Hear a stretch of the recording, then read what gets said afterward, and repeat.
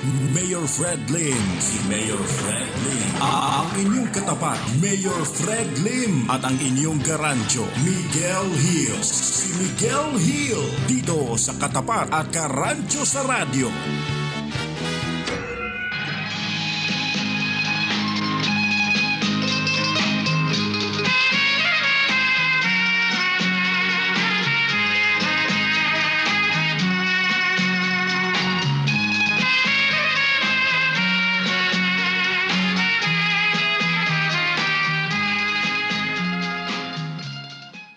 Buenos días a todos, mis amigos. Es su Karancho Miguel Hill. Ngayon po ay araw ng Lunes, September 14, 2015. Magandang umaga sa lahat ng ating mga taga-subaybay. At siyempre po, yung ating alkalde ng Himpapawid, busy na naman.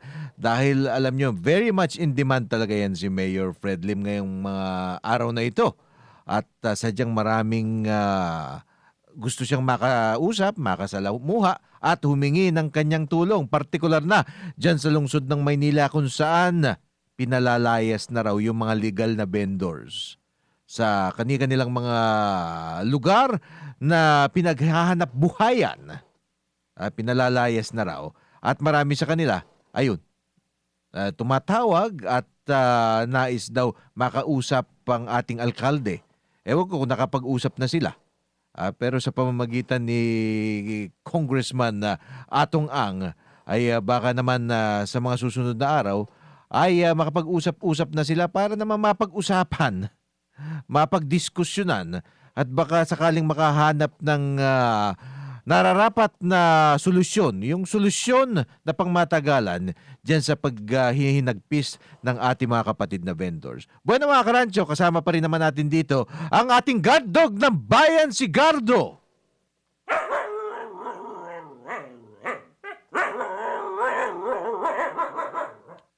So ang inyong karancho po hindi naman nag-iisa. Nandiyan po si Gardo, ang guard dog ng bayan, sanggang dikit ng kabutihan, kaaway na mortal na mga kawatan. At maaari nyo po kaming bisitahin sa aming website. Yan po ay 8trymedia.com. Punta ng broadcast live link para masubaybayan ng live streaming ng aming mga programa. Makikita din ang mga link para sa ating social media accounts katulad ng Facebook, Twitter at Instagram. At bagamat tayo'y broadcasting via the internet lamang sa ngayon, bagamat panandalian lang po yan, temporary, ika nga sa wikang Ingles, ang ating text line at hotline ay bukas na bukas pa rin para sa inyong mga concerns. Kung meron kayong sumbong na nais parating sa ating atensyon o di kaya gusto nyo magpag-greet ng happy birthday o happy anniversary, ang ating text line 0977-342-1644. Inuulit ko po, text line 0977-342-1644. At meron din po tayong hotline. Yan po ay 412-0288. That's 412-0288. Para sa lahat ng inyong mga sumbong at mga pag-greet at iba pang mga concerns. Bukas na bukas po ang ating mga linya para sa inyo. Kahit na sa ngayon, tayo ay nagbo-broadcast sa pamamagitan lamang ng internet. Pero ang tabayanan po, malapit na ang muling ano ba yun? Paano natin masasabi? Yung relaunch? Parang muling pagkasilang ng 8Try Media Broadcasting sa isang mas malaki, mas malawak, mas malakas, at mas ano ba yun? Far-reaching, mas malawak ang sakop. Kung kaya't pati sa mga lalawigan, sandali na lamang po ang inyong aantayin, kami maririnig na. Ayun. So konting wait, konting antay-antay na lang at kumbaga ikinakasa na ang muling pagsilang, muling pagsahimpapawid ng 8trymedia.com. Ayan. Kaya ngayon sa 8trymedia.com lang tayo magkakarinig. Pero ang 8Try Media Broadcasting ay malapit ng muling magsahimpapawid. At yan ang isang bagay na palagay ko'y kagigiliwan nyo ng husto. Anyway, kamusta naman? Umaasa naman tayo kayo nasa mga opisina na. O di kaya kung saan man kayo paparoon ngayong umagang ito, araw ng Lunes. Alam nyo po, alam naman natin na lahat na yung katrapikan sa Kamaynilaan ay sukdula na. Kaya minsan yung mga pagbiyahe patungo sa inyong paruroonan na 1 oras, 2, 3 oras na. O baka higit pa. Pero dahil alas 11 pasado na, alas 11:12 ng umaga, umaasa naman tayo kahit papano, buong-buo pa rin kayo naman nakarating sa inyong mga paruroonan. Ayan. Alam nyo mga karadyo, bagamat saludo naman tayo dito sa mga karadyo natin dyan sa Highway Patrol Group ng Philippine National Police, yung HPG. Dahil kahit papano, yung kanilang pagpapairal ng disiplina at pagmamando sa kalye ay nakakatulong para maibsan ang katrapikan sa Metro Manila. Aminado naman palagay ko, pati sila, na yung problema medyo mas malawak eh. Hindi masusolusyonan yan ng pagpapairal lang ng istriktong disiplina. Bagamat yung pagsunod sa traffic rules and regulations, talaga naman dapat pinaiiral yan dahil talagang nakakatulong yan sa maayos na pagdaloy ng trapiko. Pero marami pa rin tayong problemang kinakaharap. Unang-una, yung sheer volume ng vehicles. Bakit napakaraming sasakyan? Maraming tao sa Metro Manila eh. Lumolobo yung populasyon. Kaya naturalmente, yung mga sasakyan, kinakailangan ng mas maraming sasakyan para dalhin yung mga pasahero mula sa kanilang bahay hanggang sa kung saan man sila pupunta araw-araw. So, yung vehicle volume brought about by the population, yung sheer population growth, isa pang factor yan. Mahirap solusyonan yan. Ano pa ba? Yung kondisyon ng mga daan natin. Di po ba? Yung pinagsunod-sunod na mga traffic, hindi traffic yan yung mga infrastructure projects pala. Bakit nagkasunod-sunod bigla sa huling 9 na buwan ng Administrasyong Aquino? Nagkasunod-sunod yung mga traffic, yung mga nakaka-traffic na mga proyekto. Siguro, nagising sila isang araw na kanilang na-realize o may nakapagsabi siguro sa kanila. Ang dami niyong nireklamo, ang dami niyong siniraan, ang dami niyong pinakulong. Pero wala naman kayong accomplishment na makikita, magagamit, mapapakinabangan ng publiko, mga motorista at lahat. Ayan. Hindi sila magkaugaga ngayon, naghahabol ng mga proyekto. Pero bakit naman pinagsabay-sabay? Alam naman natin na yung problema sa traffic, matagal nang nandiyan dyan. Ngayon pa pagsasabay-sabayin niya mga proyektong yan, yung traffic naging imposible, naging dambuhala, naging malahalimaw na traffic. At yan ang kailangan bunuin ng ating mga kababayan araw-araw na ginawa ng Panginoon. Ayun. Yan ang mga problema ngayon. Ngayon maraming mga suhestyon, maraming mga panukala kung paano maiibsan palalo yung pagsusumikip ng traffic. Isa na, yung sinasabi nila na odd-even, pairalin yung odd-even scheme. Di po ba? Yung lahat yan, nakatutok yan sa pagbabawas ng bilang ng mga sasakyan sa mga lansangan. Yung odd-even scheme, pairalin. Sabi ng ating napakatalinong Pangulo, aray ko po,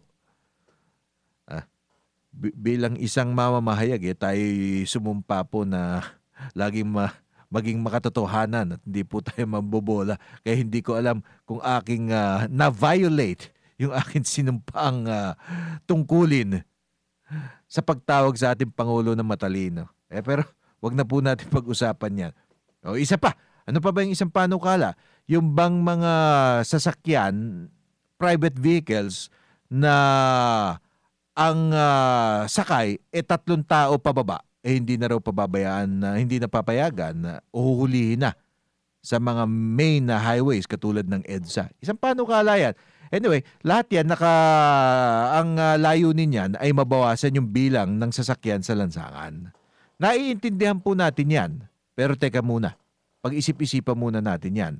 Itong pag-encourage sa carpooling para mapupuno daw yung mga sasakyan, kasi parang sayang naman daw yung espasyo sa EDSA kung isa o dalawa lang o hanggang 3 ang sakay ng isang sasakyan. So carpooling. Alam nyo ba, nung panahon ni Marcos, yung Pangulong Marcos dati, etong nauso na yan, napag-isipan na nila yan yung carpooling na yan, pero hindi pa naman pamatay yung traffic nun. As a matter of fact, banayad ang traffic ng mga panahon na yun. Kaya lang, nagkaroon noon ng project dati na tinatawag na Enerconamize. Parang ganun Yung bang pagtitipid ng kuryente, pagtitipid ng gasolina, pagtitipid ng krudo.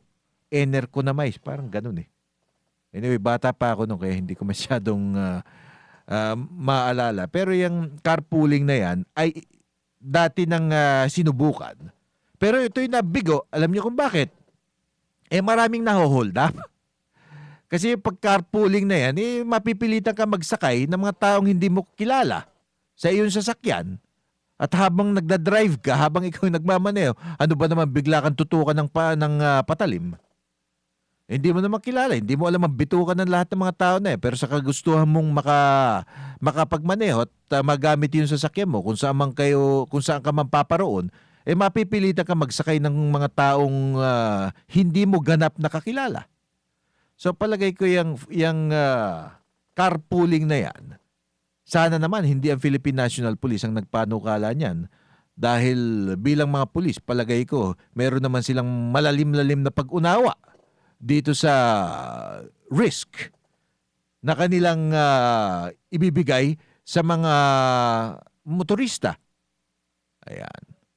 Naiintindihan natin kung bakit gustong bawasan itong sheer volume ng vehicles, mga karancho, dito sa ating mga highway, partikular na dito sa EDSA or sa C5, kung bakit binubuhay ulit yung carpooling na yan o di kaya yung odd-even scheme na yan. Subalit, ito naman po, ano ba talaga ang ating objective? Ano ba talagang sinisikap natin gawin? Sinasabi natin gusto natin mabawasan yung traffic. Gusto natin maging mas magandang daloy ng mga sasakyan. So, ang pinaka-purpose ba natin yung bawasan yung traffic? Hindi po. Yan po ay tinatawag na means to an end lamang. Ang talagang pinaka-purpose natin, ang pinakalayunin natin ay gawing kumbinyente, gawing banayad, gawing komportable, at gawing mabilis para sa ating yung mga nagtatrabaho, mga naghahanap buhay, makarating sa kanilang opisina o pabrika mula sa kanilang mga kabahayan sa umaga. At siyempre, sa gabi naman, makauwi. Di po ba? So, yun ang pinaka-mission natin, gawing mas kumbinyente at mas mabilis para sa ating labor force na makarating sa kanilang paruroonan sa umaga. Partikular sa umaga, yung pinaka-importante. Pero siyempre, yung pag-uwi sa gabi, importante rin yun. Hindi ang punot dulo natin yung mabawasan lang yung traffic. Yun lang ang resulta siguro. Maaring katuwang lang yun ng pinaka-purpose. Pero ang pinaka-purpose natin, yung convenience, tsaka yung bilis ng pag-travel na ikabubuti ng ating mga motorista. Pero kung pinairal yung mga odd-even na yan, tsaka mga carpooling na yan, malaking bahagi ng ating mga motorista ay mawawalan ng pamamaraan upang makapasok sa umaga. Di po ba?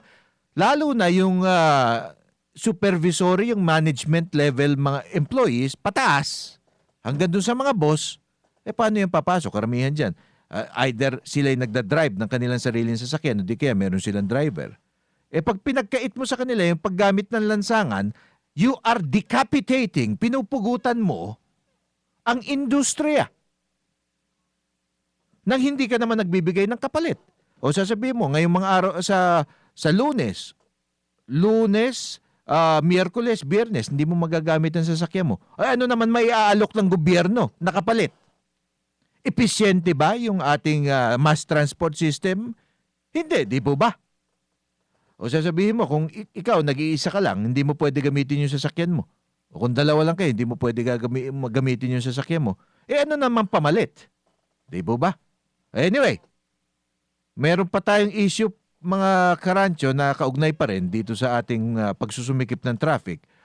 At makakapanayam natin live sa linya ng telepono ang isang kilalang abogado. At dahil po meron isang magaling na mambabatas na meron panukala, pero na yung panukala daw niya ay makakabigay katugunan sa pagsumikip ng traffic. Ito po, si Attorney Judo Bonifacio. Attorney Judo, magandang umaga. Attorney Judo. Opo. Magandang umaga. Good morning po. Eto, balita ko ang isa nating magaling na mambabata sa katauhan ni Senator Jinggoy Estrada nagpapanukala na para maibsan daw ang pagsusumikip ng traffic bubuksan daw yung mga gate ng mga subdivision para magamit daw ng general public, ng mga motorista na kahit na hindi sila nakatira dun sa mga subdivision na yon, particular dyan sa inyo, sa Pasig ba yan, sa Vallaverde. Ano ba ang, alam ko, kayong mga residente, tumututol kayo dyan. Bakit po? Primarily kasi, Miguel, no? Ang mga subdivision kasi ay private in nature. Tuloy nga tayo pupunta ng subdivision at villages kasi gusto natin ng mas mataas na klaseng uri ng security. Ang kalaban talaga ng tao ay actually yung mga pulisan at yung mga kriminal na nangbibiktima ng kapwa nila. Ngayon, pag nasa village ka, meron ka siyempreng gwardiya, meron kang roving patrol, so mas safe ka, mas at peace ka na hindi ka mananakawan. Okay. Ngayon, kung ang panukala ay bubuksan yung kalye ng villages para lumuwag ang traffic, sang-ayon kami doon, tutol kami doon. Bakit? Simple lang eh. Kasi yung security namin ngayon ang ilalagay ngayon sa chopping block, so to speak, dahil sa kapalpakan ng gobyerno. Ang problema natin ng traffic ay actually gawa ito over a long period of time, no, ng gobyerno. Kasi sa loob ng 5 taon, wala namang ginawang traffic mitigation tong gobyernong ito eh. Yun nga sinasabi diba? namin. Wala kayong ginagawa. Ang sinasangkalan nyo parati pag meron kayong problema ay ang private sector. Kasi yun ang pinaka-favorite na punching bag ng gobyerno eh. Ayun, tama yun. Sasabihin nila, uy. Hindi naman kasi, well, first of all, sino pa ang pa-punching bag nila? Alam mo, suntukin na yung sarili nila. Sa dalawa lang naman tayo eh. Private at public, di ba? Ang public, parati silang nagpapasa ng mga panukala na ganyan at the expense of the private sector. Di ba? Ayun. Ngayon, kung aayusin nila yung traffic, kasi wala na silang ibang masagot at wala na silang ibang maisip na paraan. Kung anong pawido-wido na lang nasagot, buksan natin ang villages para makadaan ang publiko, gagawin natin ang EDSA, yung mga sasakyan, dapat 3 ang pasahero bago makadaan ng EDSA. Bakit? Bakit ganun? Kung sa umpisa pa lang sinabi nila kung let's say sa umpisa pa lang gumawa sila ng quota, let's say quota nila, wag na sila magbebenta ng kotse na X amount, X number. Hindi dumadami ang sasakyan. Tingnan mo sa Singapore. Sa Singapore, yun ang ginagawa nila. Meron silang panukala doon na gusto mo bumili ng sasakyan, kailangan mag-bid ka. Kailangan magbayad ka ng malaki. Yun ay disincentive para sa na dumami ang sasakyan. Mga walang patumanggang pagbili ng sasakyan, yung parang trip lang siguro. Oo. Yun. Sa mga mayayaman, hindi problema yung pagbili ng sasakyan eh. Yun ang reality niyan eh. Pero sa middle sector, yan ang hirap na hirap. Ngayon, kung talagang seryoso ang gobyerno na bawasan ang sasakyan sa kalye, bakit hindi mo nila hinto yung mga sasakyan na binibenta nila sa Cagayan? Diba? Tandaan mo yung sa... Yung mga smuggled, ayun. Smuggled sa sasakyan doon, yung mga smuggled galing Subic dati. Attorney Judo. Galing sa MICT, di ba? Attorney Judo, ito kasi nakikita ko nga. Alam mo, sang-ayon ako dyan sa sinasabi mo eh. Yung sinasabi nga na unang-una yung pagbubukas sa subdivision. Alam mo ang siguradong magiging logic o paliwanag ng nagsusulong niyan. Ito nga si Senator Jinggoy. Ay yung interest dahil kayo mga mayayaman, ayaw nyo papasukin yung mga mahihirap sa inyong subdivision, di ba? Lalo na sa panahon ng kampanya, parang kampi ka dun sa mahihirap. That translates sa boto.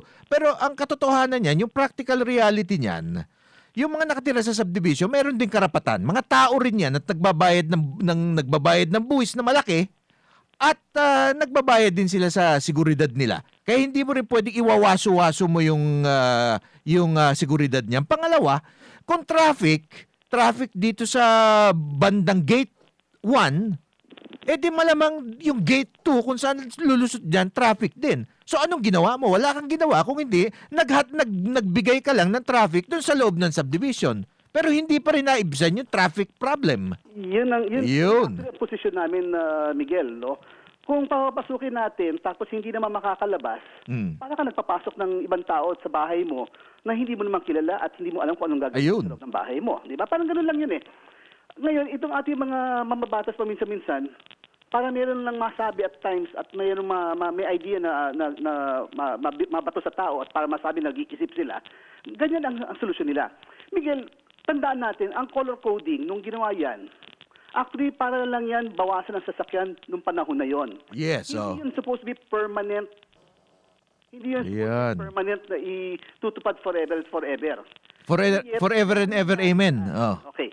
Ngayon, dinagdagan nila ng mga panibagong mga panukala na ganyan na supposed to be temporary para mabawasan lang ang sasakyan. Ang problema talaga is hindi sa private sector eh.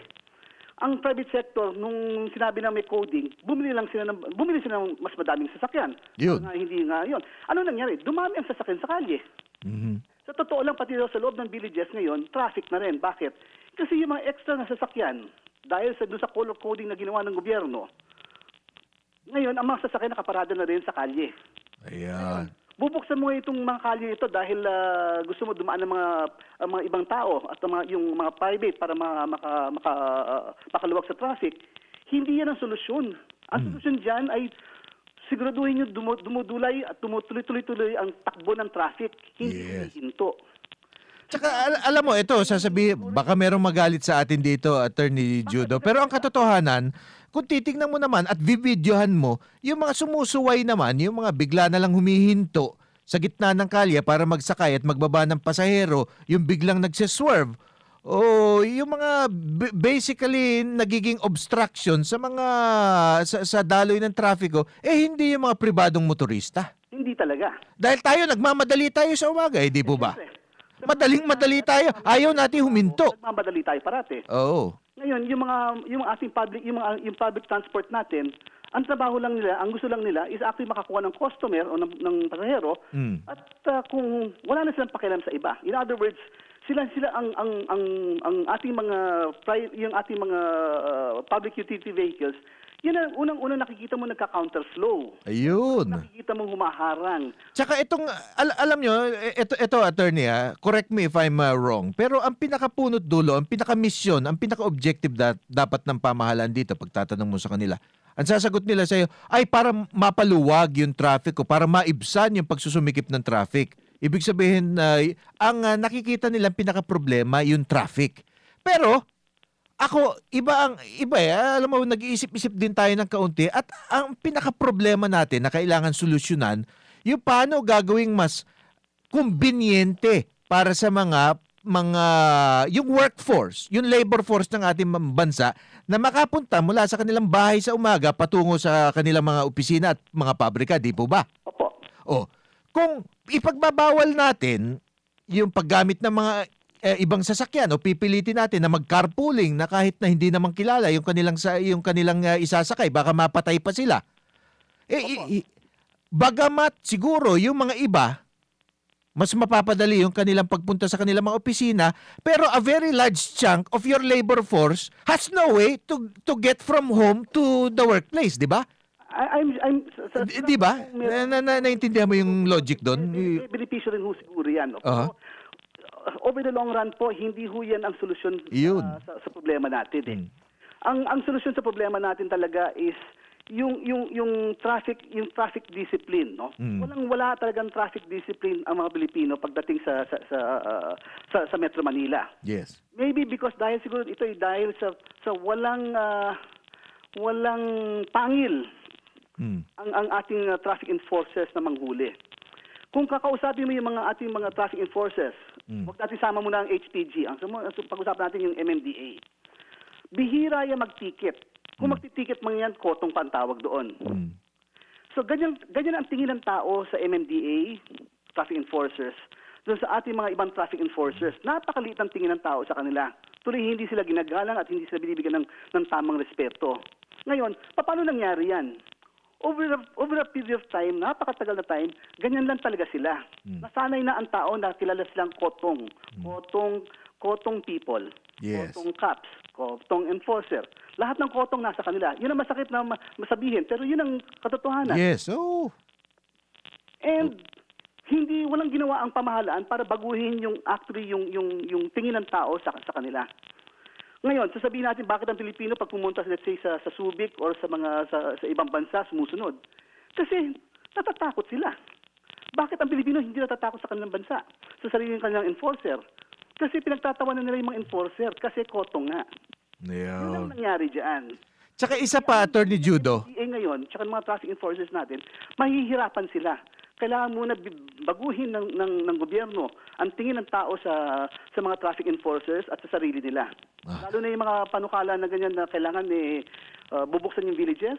Anong tulong yan kung ang lalabasan na daan, pumasok ng gate 1, pinaluwag, pumasok ng gate 1 para makapunta sa gate 2. Pagdating naman sa gate 2, traffic din doon at hindi gumagalaw.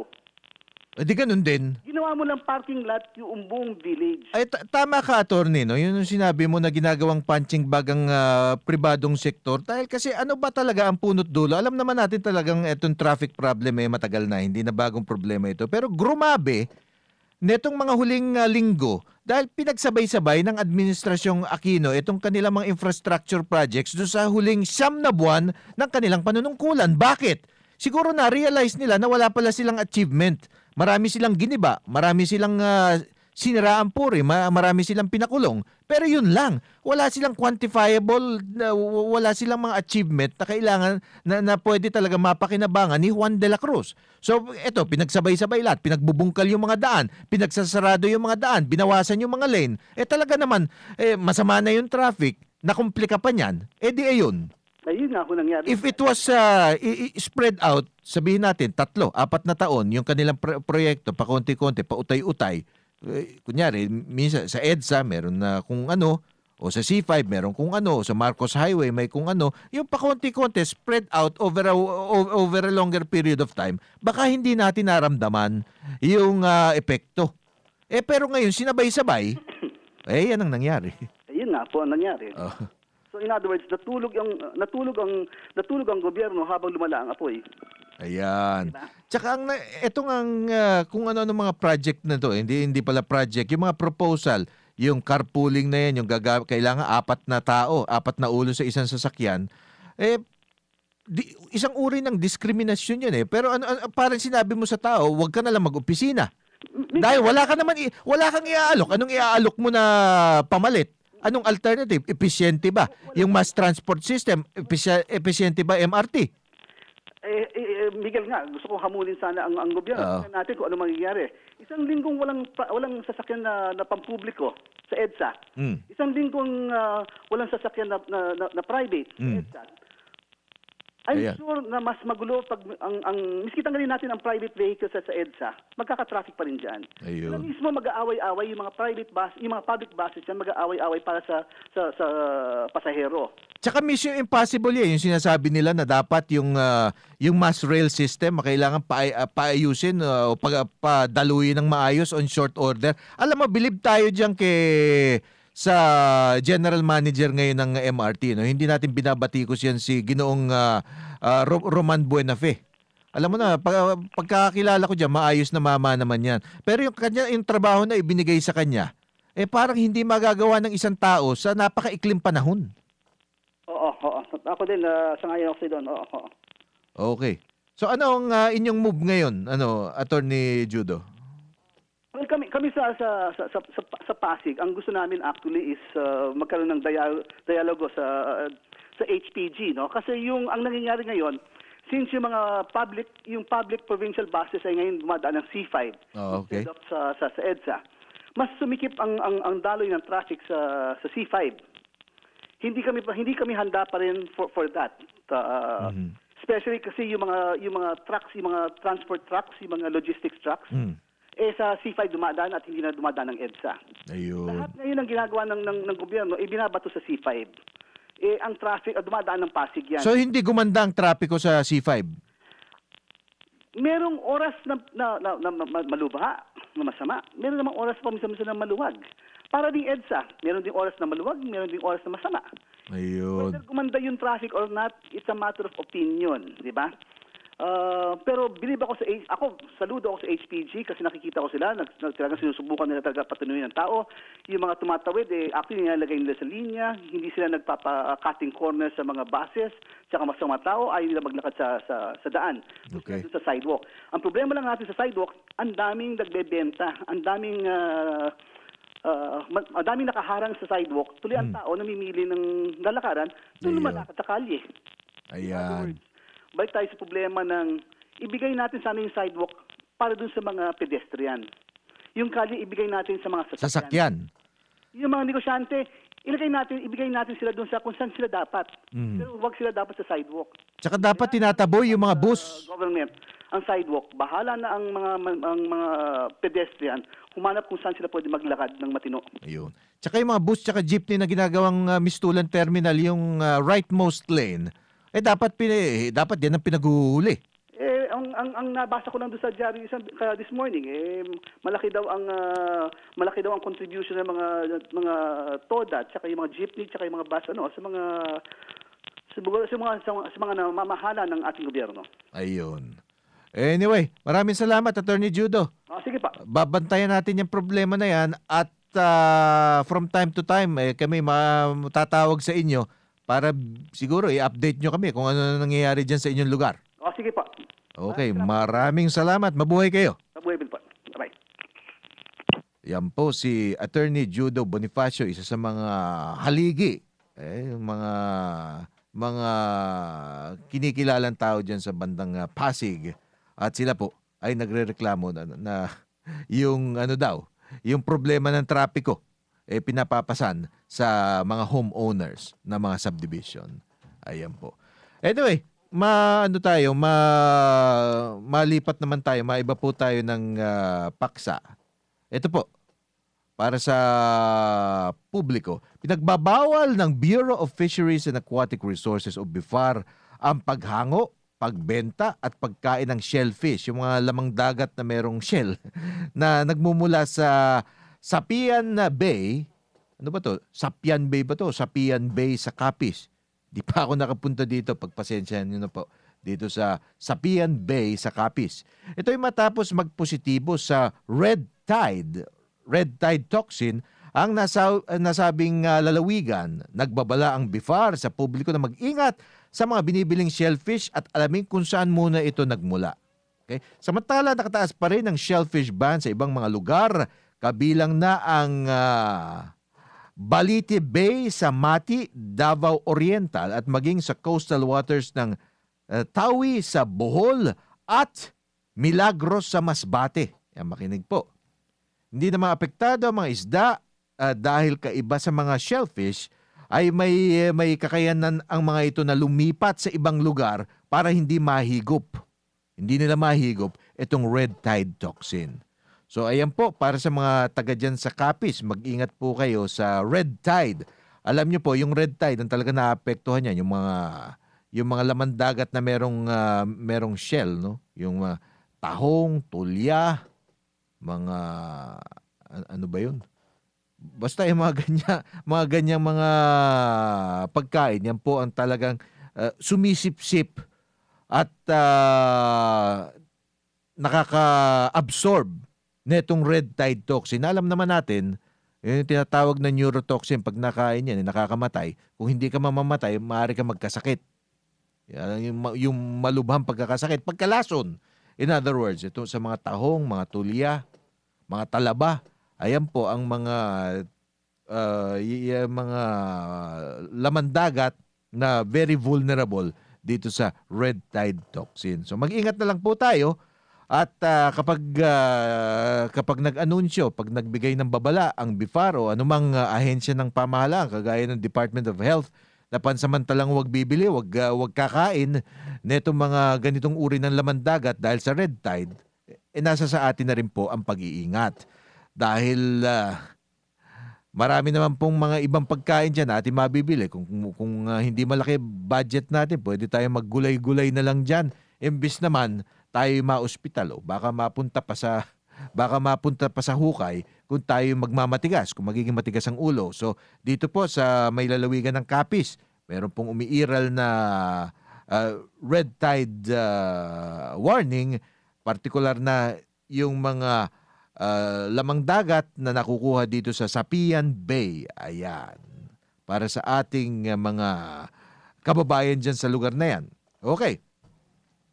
Malaki umanong pasakit sa mga lokal na mangingisda at domestic fish operators ang amended Fisheries Code of the Philippines na siyang dahilan para magprotesta ang libu-libong mangingisda noong mga nakaraang linggo. Ayon kay Roberto Bailosis, kinatawan ng mga fishing vessel operators sa Zamboanga, tutol ang mga mangingisda at fish operators sa bagong batas na Republic Act 10654 na siyang nag-aamyenda sa Philippine Fisheries Code. Sa ilalim ng batas, pinagbabawal ang paggamit ng lambat at pangingisda at lilimitahan lamang sa 3 kilo ng isda ang pwedeng mabingwit ng kada mangingisda. Kawil lamang ang maaaring gamitin ng mga mangingisda, bukod dito hanggang 15 kilometro lang mula sa shoreline ng pinapayagang pangisdaan.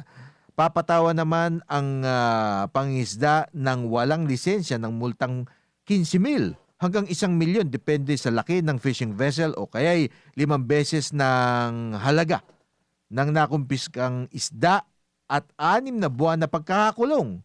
2,000,000 hanggang 45 milyong piso naman ang multa para sa distant water fishing. Okay. So yung ating mga maliliit na mga isda, makakabayad kaya ng 45 million pesos. Itong mga issue na dapat tugunan ng ating pamahalaan dahil kasi kung yung mga mangingisda naman ay masyado nating gigipitin, ay yung kanilang ikabubuhay, ano na lang mangyayari? Nganga. Mangyayari, lahat tayo nganga na lang. Naiintindihan po natin na yung mga illegal fishing, katulad ng dynamite fishing, yung mga muro-ami, dapat talagang pinagbabawal yan dahil bukod dun sa mga isda na sapat na ang laki, sapat na ang edad, na namamatay dyan, pati yung mga fingerlings at pati yung kanilang pinaka-habitat ay nasisira. Pero ito naman pangingisda siguro, yung nakagis na natin na pangingisda sa pamamagitan ng lambat, hindi naman natin dapat sigurong baguhin pa yan. Alam natin na yung ating marine resources kailangan natin i-conserve. Dahil talaga naman dumadami yung ating populasyon at kailangan ng ating salinlahi na kumain pa rin. Na kumain pa rin ng mga laman dagat sa hinaharap. Kaya kailangan talagang ipine-preserve, kino-conserve natin yung ating mga maritime resources. Pero harapin po natin na malaking ating populasyon ngayon at nangangailangan din yung mga yang kumain. Kaya yung pangingisda, basta hindi naman yung sinisira yung ating environment, hindi na dapat siguro yan hinahadlangan masyado. So balanse rin, naiintindihan natin ng mga mambabatas sa kanilang pagpasa nitong batas na ito, nitong Republic Act 10654 o yung amendment sa Fisheries Code of the Philippines. Pero kailangan ibalanse rin yan sa pangangailangan natin kumain, sa pangangailangan kumain ng 100 million plus strong population. Siguro, kung saganang akin na maaari nating gawin dyan, mga karancho, yung mga lugar na dapat ating teritoryo pero inaagaw ng China, inaagaw ng Taiwan, naagaw ng mga ibang bansa, igiit natin yung ating soberenya dyan. Bayaan natin na mangisda hanggang sa makakaya yung ating mga mangingisda dyan, pero bibigyan din natin ng proteksyon sa pamamagitan ng pag-invest sa mas maraming mga sasakyang pandagat ng Navy at partikular na yung Coast Guard. Dahil merong mga lugar dyan, minsan, pag hindi protektado yung ating mga mangingisda, tinataboy, di po ba?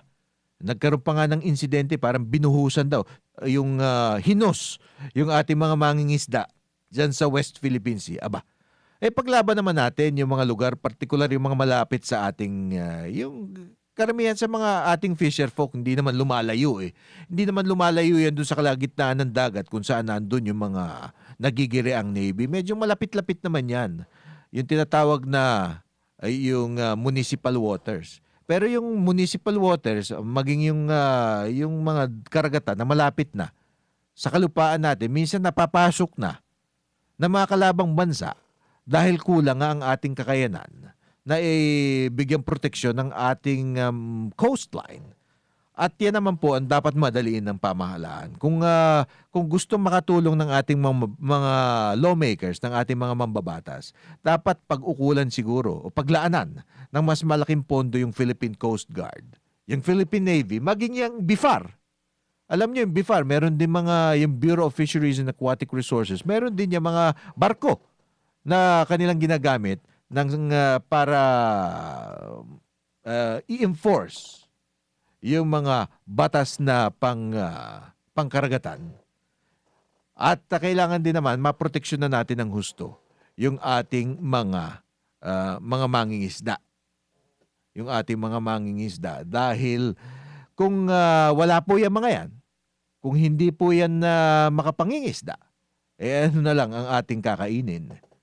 Kaya wag po natin masyado namang gipitin yung ating fishing sector, yung ating komersya, lalo na yung mga small-scale fishermen. Bueno mga karancho, break po muna tayo at babalik po tayo matapos ang ilang paalala. 8 Tri-Media Pro Incorporated. Narito ang mga kapanapanabik, punong-puno ng impormasyon at kasiyahan, mga programang ipinagmamalaki ng 8 Tri-Media Broadcasting. Umpisa alas 9 hanggang alas 10 ng umaga, hataw sa balita at komentaryo kasama sina Jerry Yap at Percy Lapid. Alas 10 hanggang alas 11 ng umaga, kalusugan ay kayamanan kasama ang mga batigang doktor sa bansa, Dr. Charlie Mendez, Dr. Ray Salinel Jr. at Dr. Edwin Bien. Alas 11 ng umaga hanggang alas 12 ng tanghali, katapat at karancho sa radyo kasama sina Mayor Fred Lim at Miguel Hill. Alas 12 hanggang alas 12:30 ng tanghali, balita sa tanghali, mga nagbabagang balita ihahatid ni Miguel Hill. Alas 12:30 ng tanghali hanggang 1:00 ng hapon, patok na palaro sa radyo kasama ang mga kwelang sina Shalala at Mark Canlas. 1:00 hanggang alas 2 ng hapon, pag-ibig, musika at iba pa kasama ang mga premyadong mang-aawit sa bansa, Lloyd Umali at Ima Castro. Hindi naman magpapahuli sa alas 5 ng hapon hanggang alas 6 ng gabi, Showbiz Galore kasama sina Rodel Fernando at Pelita Uy. Mga dekalidad na programa sa radyo, pinag-isipan at sinaliksik upang maging gabay sa pang-araw-araw na pamumuhay ng bawat Pilipino. Handog sa inyo ng 8 Tri-Media Broadcasting. This program is brought to you by 8 Tri-Media Pro Incorporated. Narito ang inyong katapat, Mayor Fred Lim. Si Mayor Fred Lim. Ang inyong katapat, Mayor Fred Lim. At ang inyong garancho, Miguel Hill. Si Miguel Hill. Dito sa Katapat at Karancho sa Radyo. Tayo po'y nagbabalik at bisitahin po ang aming website, 8trimedia.com. Kami po'y napapakinggan nyo at siya napapanood nyo rin sa pamamagitan ng internet.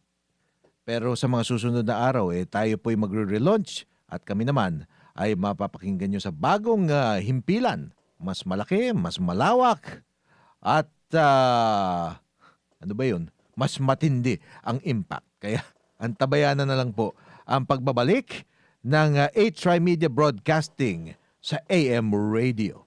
Yan po, something to look forward to. At ang aming programa, halos pareho rin naman yung aming programa, pero madadagdagan po. Madadagdagan po ang ating mga programa. Pero ang ating alkalde ng Himpapawid na si Mayor Fred Lim ay makakasama pa rin naman natin sa ating muling pagbabalik. At bukas po nandito rin siya. Ngayon lamang po merong, nasaan ba siya ngayon? Pagkakaalam ko parang nasa ano yata, nasa Bulacan na ata ngayon. Meron na naman imbitado na naman siya. Hindi ko alam, baka magsasalita na naman siya sa isang affair. Very much in demand po kasi ang ating alkalde ng Himpapawid. Pero hindi naman tayo masyadong lonely ngayon dahil kasama pa rin naman natin ang ating guard dog ng bayan na si Gardo.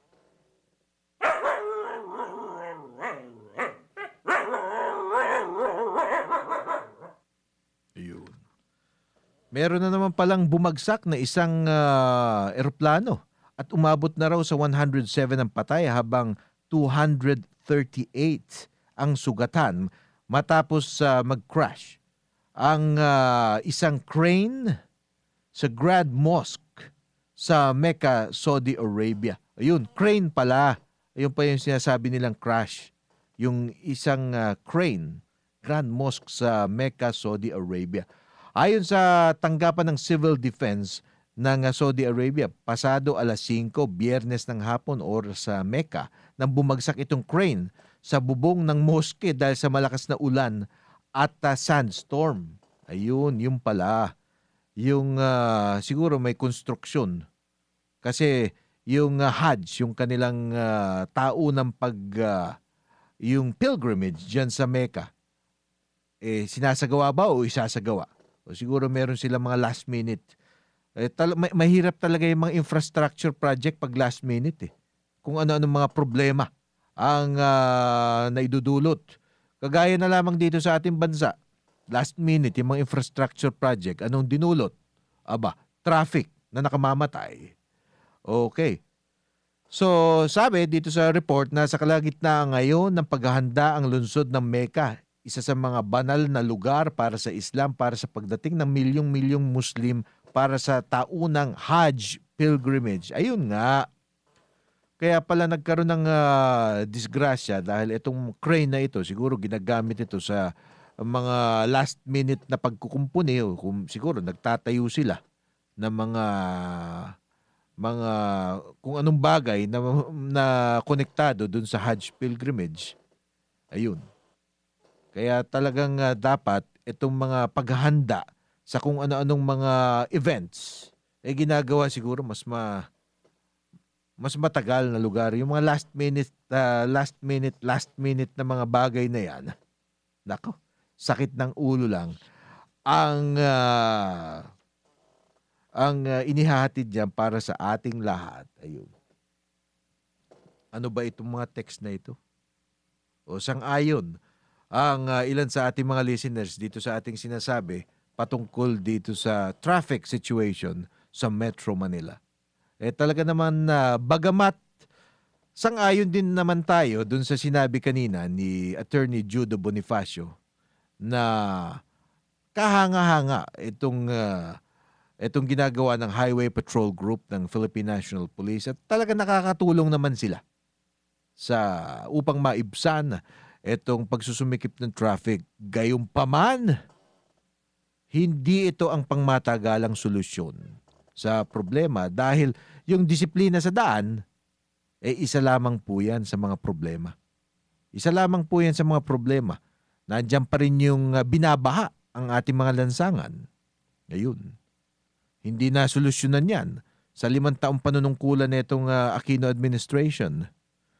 Yung pagbabaha at yung nagbabaha pa sa mga key areas. Kung sana, dati pa, hindi naman siguro napakamahal na mga proyekto na yan. Mas mahal yung mga proyektong pinatutupad nila ngayong last minute. Kung pinagbubunsol ba naman yung mga poso na yung mga sewerage na yan. O di kaya nagpatupad sila ng pagpapalawak ng mga sewerage system dun sa mga lugar na talagang binabaha over a longer period of time. Ibig sabihin yung hindi last minute. Baka ngayon, natatamasa na natin yung benepisyo niyan. Pero ngayon, hindi nila maisip kung anong gagawin nila ngayon at minamadali lahat, nagkakasabay-sabay ng problema. Paulit-ulit po tayo dyan dahil kailangan bigyan diin na yan talaga ang naging problema. At hindi laging isinisisi sa pribadong sektor. Hindi laging ginagawang political punching bag yung mga pribadong motorista o di kaya yung pati mga homeowners nagiging may sagutin Kala mo may kasalanan lahat. Puwera yung gobyerno na hindi naghanda para dito sa mga problemang ito. Yung itong flooding, sinasabi nga natin, ano pa ba? O yung napag-usapan na natin yung disiplina, okay, dapat disiplinahin. Pero kailangan meron ding gagawin yung gobyerno. Yung dapat maibsan din yung flooding problem na yan. Ewan ko lang kung meron pang sapat na panahon sa kasalukuyang administrasyon para masolusyonan niya. Pero palagay ko naman, yung pagbabaha sa ilang lugar, baka problema naman yan ng mga LGU, mga local government unit. At sila siguro ang dapat magbigay katugunan dyan. Alam naman natin kung saan yung mga lugar na talagang tumataas yung tubig sa tuwing nagkakaroon ng thunderstorms na matagal-tagal, katulad nung nangyari nung nakaraang linggo. Kasi minsan, pag 5 minutes, 10 minutes lang, basta malakas yung ulan, tumataas na yung tubig. Yung pa kayang umabot ng 2 oras, yung pagbuhos ng ulan, talagang patay kang bata ka. Yung mga bagay na dapat tinututukan. Yung hindi lamang ang pinakasolusyon nila, yung vehicle reduction. Yung gumagawa sila ng paraan para hindi makalabas yung mga bihikulo. Yung binibigyan nila ng yung bukod dito sa color coding, pati nga yung carpooling system, no? So ang punot dulo niya, ayaw niyong palabasin yung mga sasakyan sa mga certain hours of the day, no? Ang problema naman diyan, paano yung mga taong nag-oopisina? Marami pa naman diyan doon sa mga gumagamit ng mga sasakyan, nandiyan yung mga supervisory level pataas. Ano mangyayari naman? You are decapitating industry, ika nga. So sa ganang akin, hindi rin solusyon 'yan.